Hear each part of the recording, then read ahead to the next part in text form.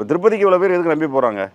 அப்போ அந்த தெய்வம் தருவதாக சொல்லி அவர்களுக்கு பணம், பொருள், நம்பிக்கை, அவங்க வசதிகள் எல்லாத்தையும் அந்த சாமி கொடுக்குறதா அவங்க நம்புகிறாங்க. அப்போ என்ன பண்ணணும்னா, இந்த விஷயத்தை தெரிந்தவுடன் ஒன்று இது மக்களுக்கு போய் சேராமல் அந்த அரசே அதை சரி பண்ணியிருக்கணும்.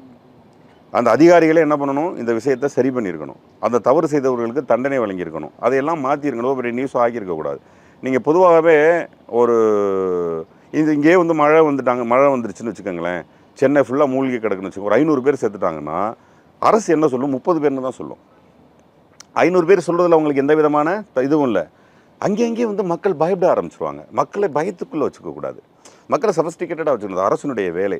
அப்புறம் 2 நாள் கழித்து 45ங்கணும், 6 நாள் கழிச்சது 150, 10 நாள், அப்புறம் அது கொஞ்சம் கொஞ்சமாக போகும்போது திடீரென்று ஆயிரக்கணக்கில் மக்கள் செத்து குவிந்தனர்னா அவன் என்ன ஆவான்? அவன் தன்னுடைய அரசு மேலே இருக்க நம்பிக்கை போயிடும்.